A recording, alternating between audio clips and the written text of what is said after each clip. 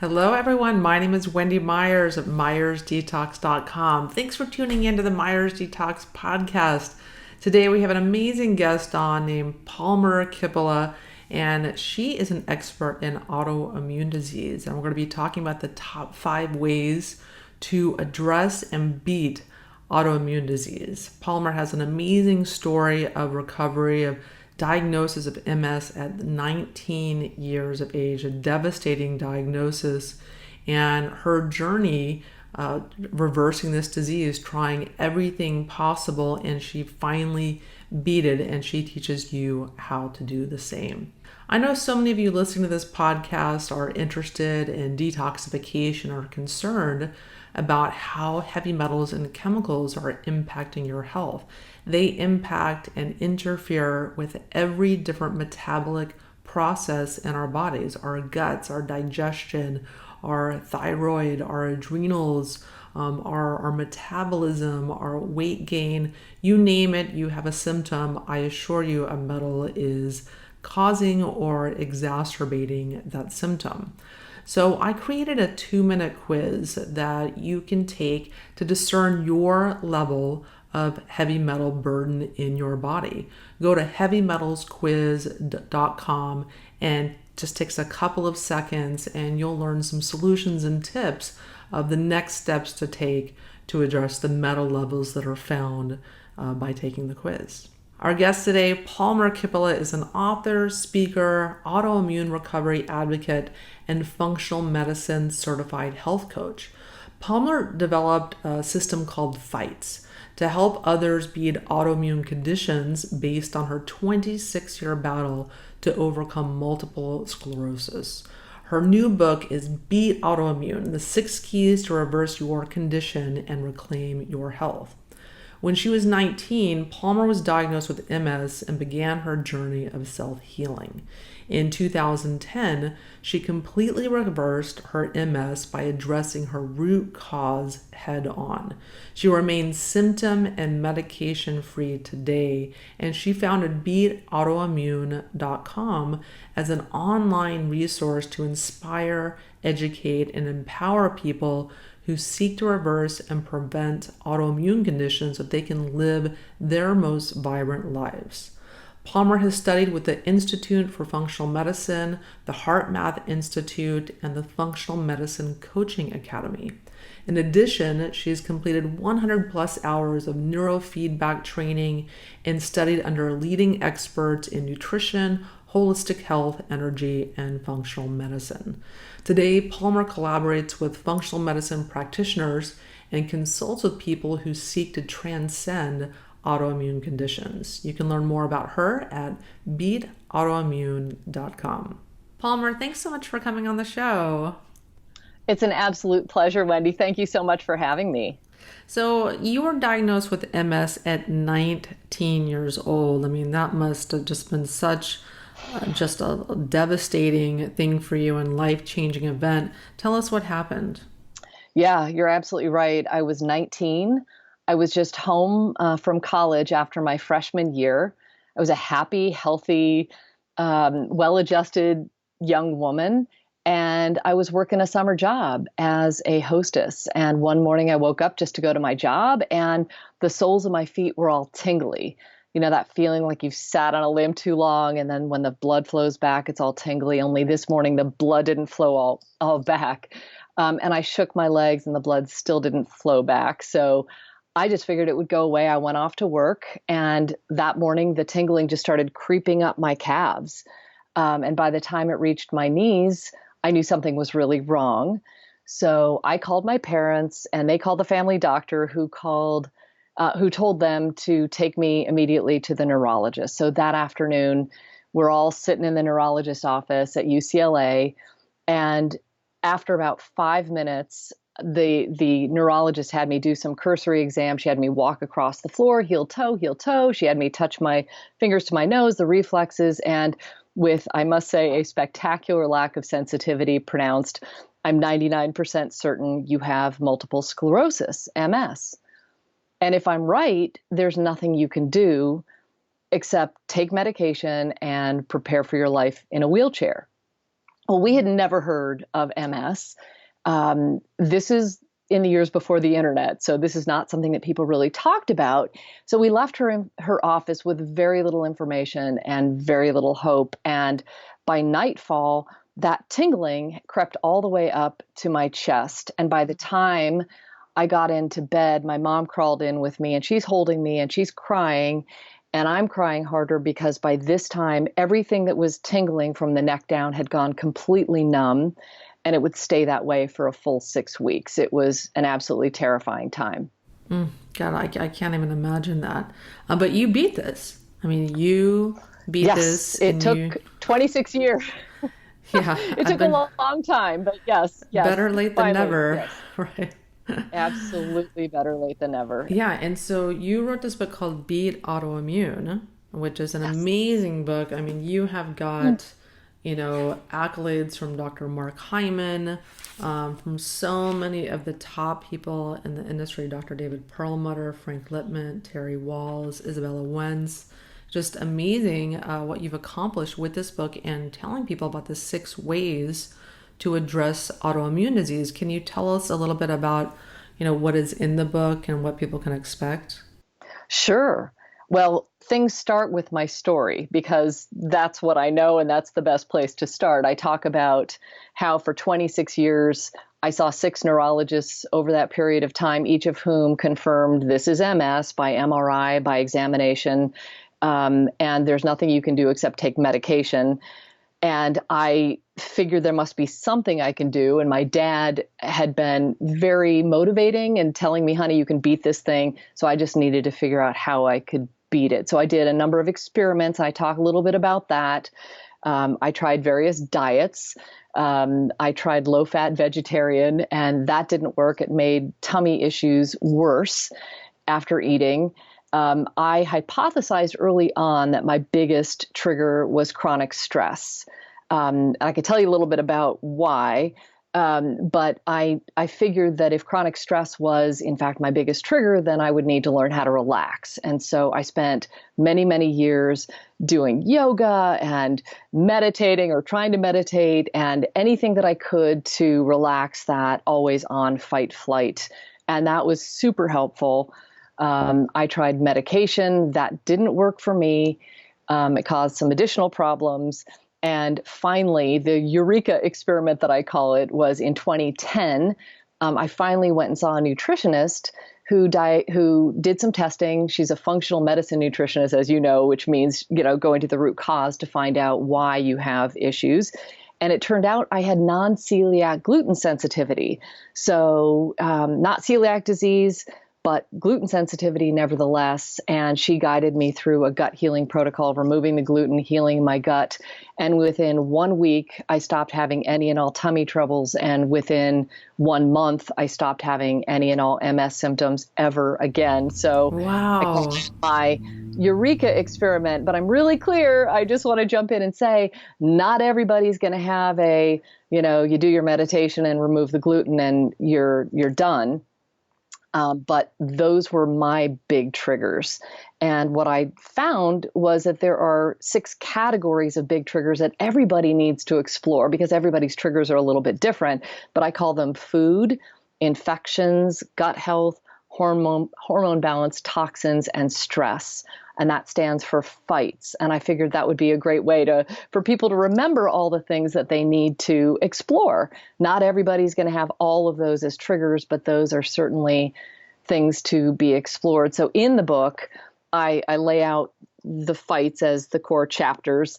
And then I have the science of why those are, in fact, the primary categories you need to address. And I share the stories of about a dozen functional medicine practitioners and people who weren't doctors, who simply had these terrible autoimmune experiences, healed themselves, and then decided afterwards to study functional medicine because they wanted to help other people. So the wounded healer story. And in every chapter, there's not just the science and the history of why toxins are on the rise and so forth, but toolkits for what can people actually do that are simple strategies that they can implement. So that's what's mostly in the book. Yes, so let's talk about. I love that acronym, by the way, FIGHT, because people, they really have to, if they have any kind of health condition, they have Hmm. to fight to get their life back. They've got to, typically people, won't always get answers from conventional mainstream medicine, and they have to figure out things on their own. And thank goodness for Dr. Google and being able to find alternative healthcare practitioners that can guide us on that path. And so let's talk about the first one. So food, you mentioned you had celiac, and so what kind of things should people be doing if they have autoimmune in regards to their diet? So, food, let me just clarify one small point. I had non celiac gluten sensitivity. So, celiac affects maybe a small percentage, maybe less than 5% of all people might be afflicted with celiac. I had something that's more insidious and maybe even more problematic because you don't really know it's a problem, and that is non celiac gluten sensitivity. And I've heard stats that say that maybe up to 30% of the population has problems with gluten. So, food is the best place to start. And everybody that I interviewed for this book, and after I healed, and I was really determined to figure out how in the world is it possible that I could beat this incurable disease like MS. And I found with all of the people to a person, they said, start with food. It's the highest leverage category. And oftentimes they see in their own practice with their own patients that people heal 60 to 80% of the time just by removing some key trigger foods. And the top ones would be gluten, dairy, sugar, sometimes eggs. And if there's pain involved, like rheumatoid arthritis, you got to explore taking nightshade vegetables like your tomatoes, your peppers, and so forth out of the diet for a little while and see if that's affecting you. So those are the big ones. And sometimes people can heal up to 100% just by removing key trigger foods. So it's really the highest leverage category. And once you remove those trigger foods, those things that are harming your immune system, you actually start feeling better. You start getting more energy, and that allows you to address the other categories. But I just want to say one thing about gluten. Back in 2002, the New England Journal of Medicine, which is this storied publication, listed 55 diseases associated with eating gluten, and that was 17 years ago. So I bet there are way more diseases that are associated with gluten. And now we know there's science that shows that gluten creates a leaky gut in anyone who eats it. And we also know that a leaky gut or intestinal hyperpermeability is the beginning of the autoimmune cascade. So anything that creates a leaky gut puts us on the pathway towards autoimmunity. So the very best thing that we can do is remove the things that are harming our guts and heal and seal the lining of our gut. And so the next chapter in your book is about infections. Can you tell us about how to address those effectively to address and beat autoimmune? Absolutely.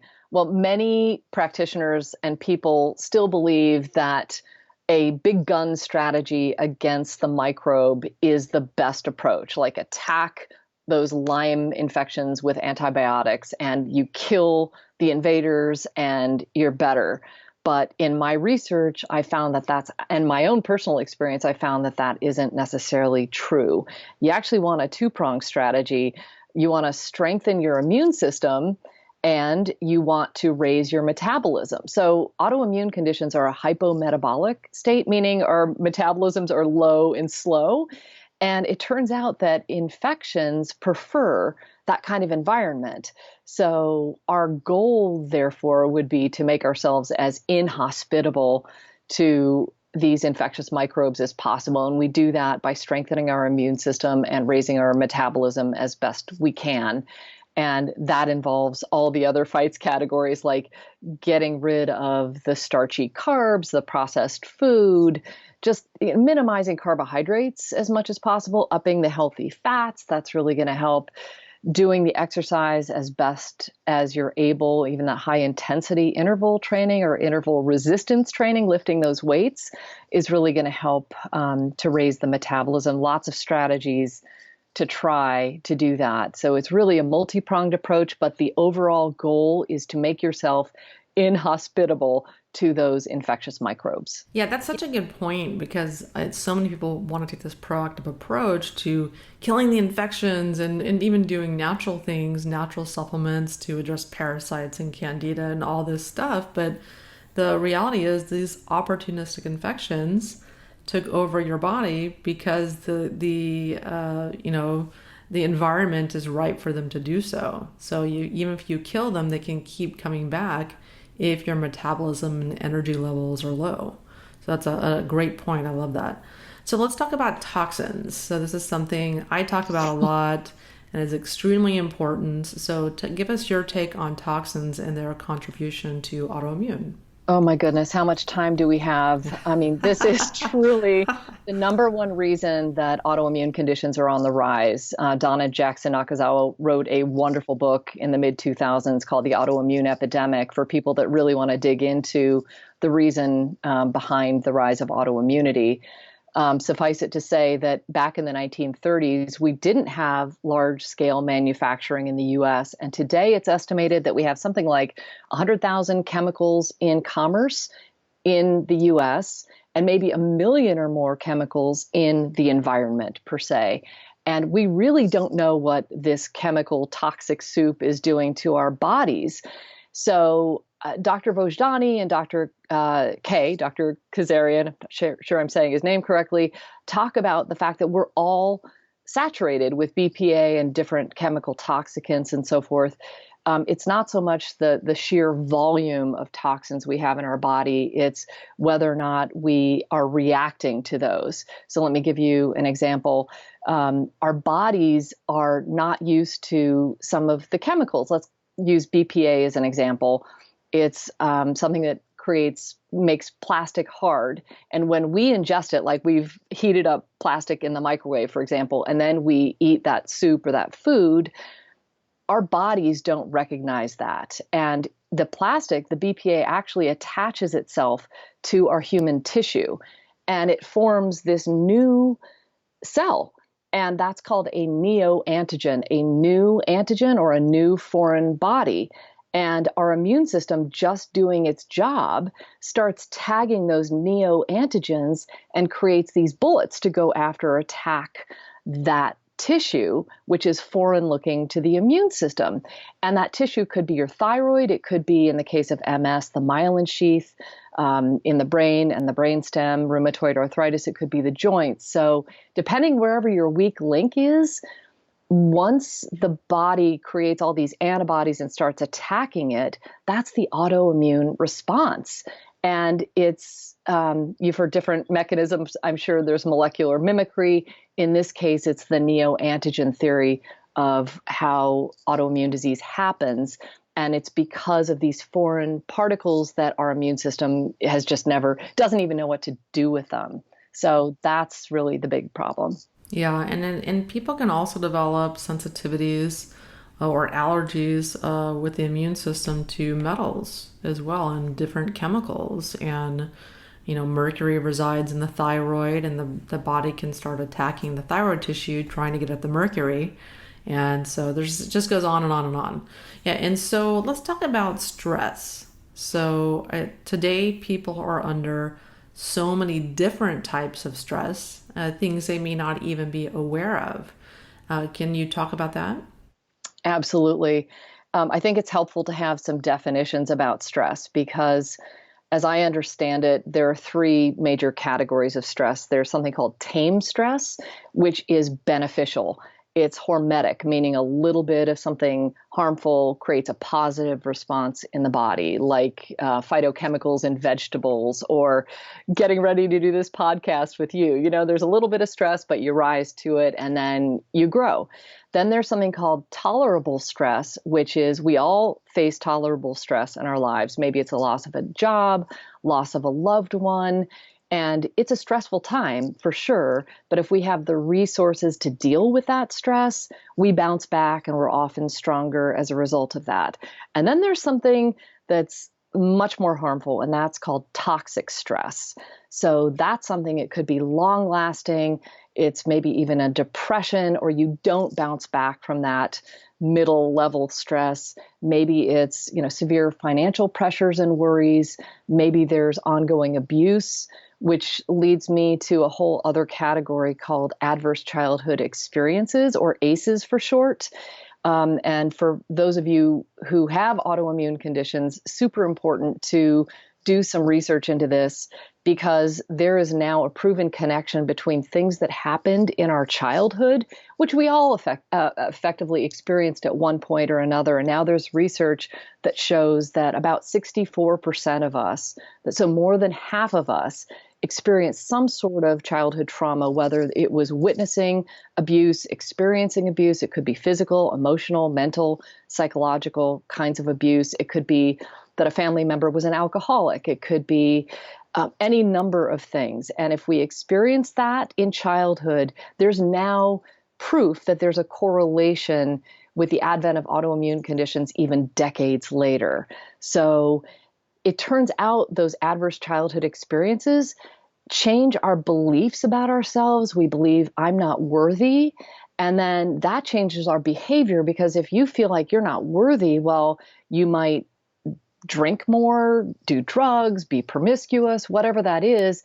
And those behaviors actually can change your biology.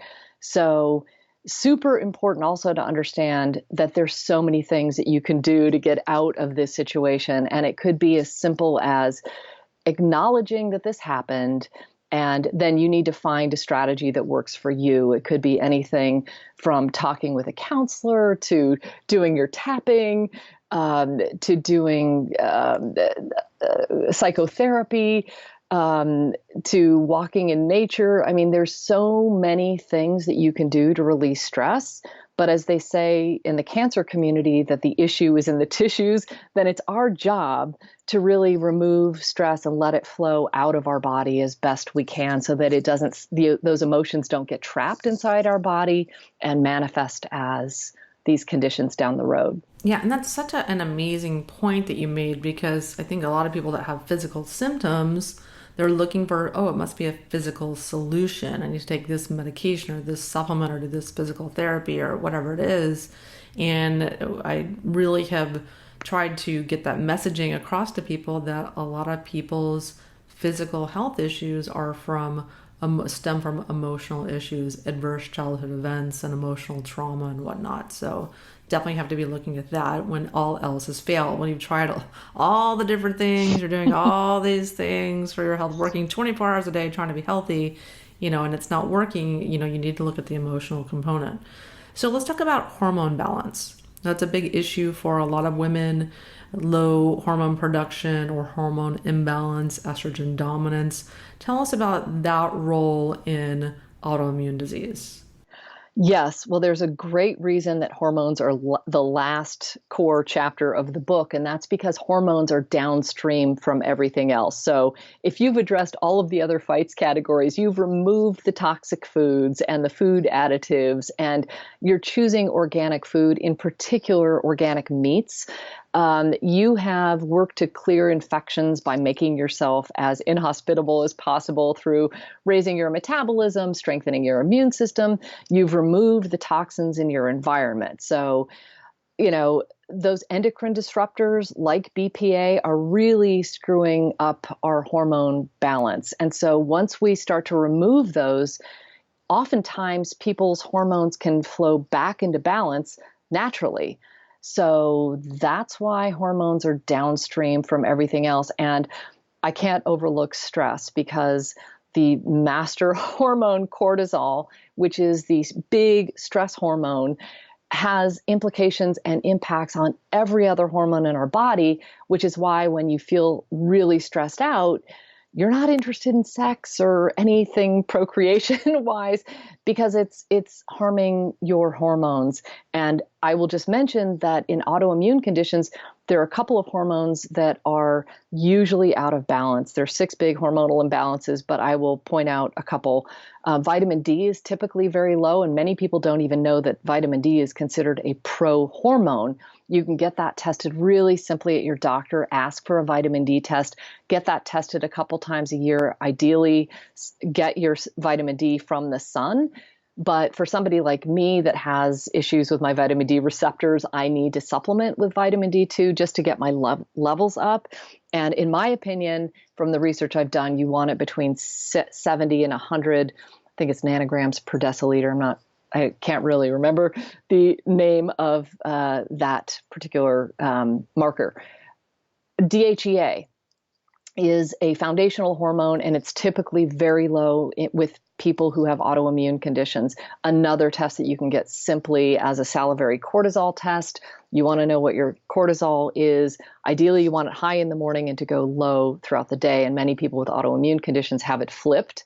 And as part of one of those salivary cortisol tests, you can get DHEA checked, and that would be fantastic. And the last thing I'll mention is insulin resistance is on the rise, and it's one of the biggest hormonal imbalances that's driving autoimmunity and diabetes, and that is a precursor to dementia. So those are 3 things that you absolutely want to make sure that you have your arms around. Mm-hmm. Yeah, absolutely. So let's talk a little bit about gut health. I skipped that one, but that's another incredibly important chapter in the book because 90% of your immune system resides in your gut.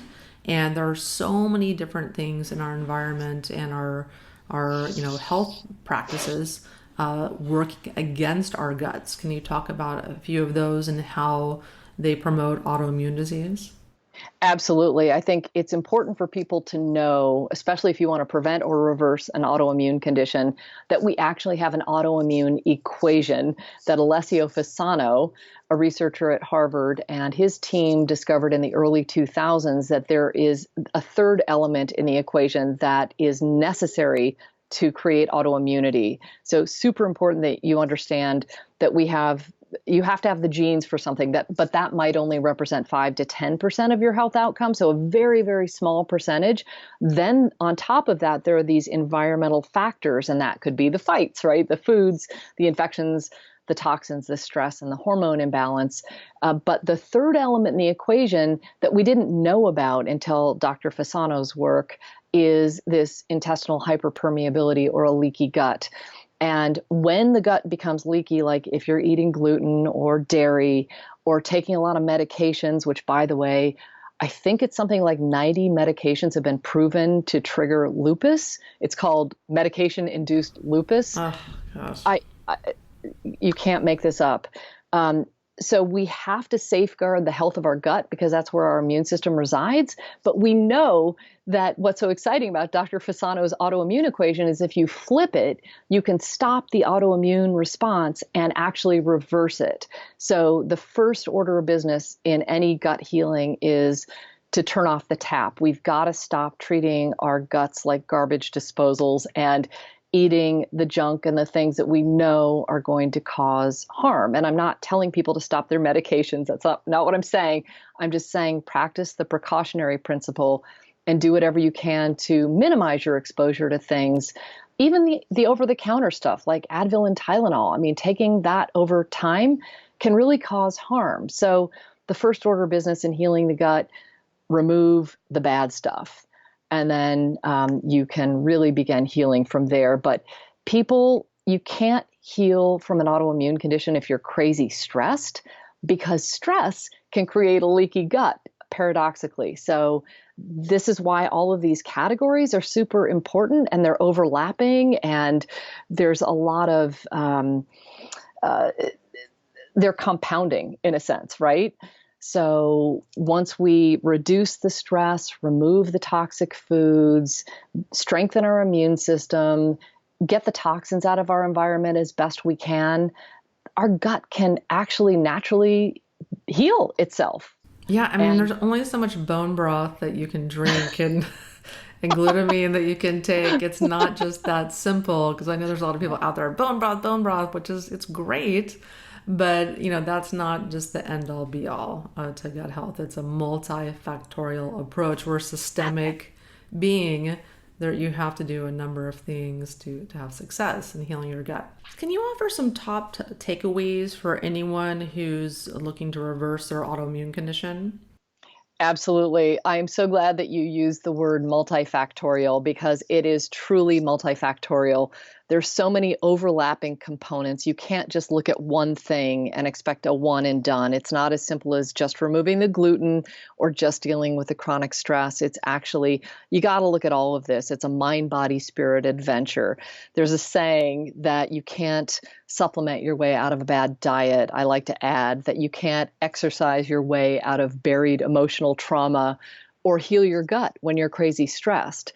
And in order to truly heal, we need to explore all of those factors. So that's why I came up with F.I.G.H.T.S. It's really not for the faint of heart, but I'll offer their top 6 takeaways. The first thing that you want to do is remove the bad stuff. The gluten, the dairy, the sugar has got to go if you've got an autoimmune condition, and you'll want to do an elimination diet, what I call a 30-day food vacation in the book, to see what are the other factors that might be blocking your immune system or harming you. You're going to want to go all organic or as much as possible, in particular with meat. Dr. Lee Cowden talks about meat actually is much more important to get organic than almost anything else because it concentrates the pesticides. So we're not only what we eat, we're what we eat ate. So 100% grass-fed meats and wild fish is super important. You're going to want to increase the number of vegetables you eat on a daily basis. I mean, one of the reasons we are, as a society, dealing with all these autoimmune conditions, we're not eating the fiber that our ancestors used to. So increase the fiber, get rid of the processed junk. Replace and reduce your chemical exposures in your home and your body care products as much as possible. There are apps that can help you with that. The Environmental Working Group, or EWG.org, is a great resource. They have an app called Skin Deep, and there's another app called Think Dirty. And you can put it on your phone, and you can go to a store, and you can scan products or scan what's in your bathroom already and see whether or not it has a ton of chemicals or whether it's considered green and clean. And you're going to want to reduce stress however you can. It's going to be different for everybody, but you know it when you feel stressed, and it really needs to be a practice and not just, oh yeah, I dealt with that years ago.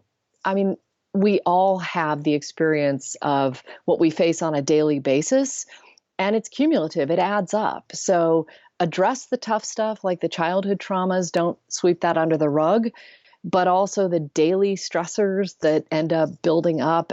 See if you can pause maybe 5 minutes a day just for breathing or a gratitude practice or forgiveness, because it's super meaningful. This is, as you said so beautifully, a multifactorial adventure. Yes, yeah. Well, I drink some matcha tea when I when I need to relax midday. It's amazing how it really takes your stress down. It's See? unbelievable. Perfect. And yeah, there's so many different things you can do and this is what you need to be doing for your health. I mean, these are general health principles, regardless of whether you have an autoimmune condition or not. This is how you have to be treating your temple. And no one's going to do this work for you. The doctor is not going to do this work for you. You have to do it, whether you like it or not, or you pay the price for that. And so many people with an autoimmune condition are, unfortunately, we all kind of blindly make certain choices with our diet and, living in our society, eating the standard American diet and not really thinking about, what they're putting in their mouth or the lotion they're putting on their skin. That's why we're doing this show. That's why you're doing the work that you do. We have to wake people up, and you have to think about every little thing that you're doing in your life and in your health. Absolutely. I mean, I'll just add to that because that was so beautifully said. There's a catch-all term called fragrance or fragrances. I know you know this, right? Yes. That is code for plastic, okay? Phthalates, which are plasticizers. And So when you're buying things, I mean, one of the most basic things you can do is just look at things, and when it says fragrances, choose something that's fragrance free, right? That's just a really simple thing that you can do, but every little bit counts. It's additive. Yes. Yeah. Every little bit counts. Absolutely. And so tell us where we can find your book, Beat Autoimmune. So Beat Autoimmune is on Amazon now. It's having a 30% off sale on Amazon US. So that's a great place to find it. And if you buy it there and then come back to the book website, which is beatautoimmunebook.com, I've got bonuses for free for people that want to download the colorful recipes. We've got 35 autoimmune paleo recipes for that 30-day food vacation. So that's a great resource. And we've got a quick start guide for people that just want kind of the summary version of the book. There's a lot in the book, but it really presents options for people. So that's where people can find it. And so you have a free gift for the listeners. Can you tell us about that? I do. So the biggest question I get from people is, I've got an autoimmune condition. What do I eat? Or my mom has MS and I don't want to get it. So what do I eat? And I believe that people are in the best position to figure that out for themselves. So I have created an optimal food guide that can lead you through the steps to figure that out for yourself. And you will find that at palmerkippola.com/gift. And I invite you to download that and get started finding the foods that are best for you. Well, everyone, so here is Palmer's book, Beat Autoimmune. Highly, highly recommended. It's an amazing resource to address every different aspect that contributes to autoimmune. So thanks so much, Palmer, for coming on the show. Thank you so much, Wendy. It's been an honor and a pleasure. And everyone, thanks for listening to the Myers Detox podcast, where we address different aspects, different topics related to toxicity, detox protocols, detox supplements, and just generally how to live a healthier life, and doing some alternative biohacking also. So thanks for tuning in every week. It's my pleasure to serve you.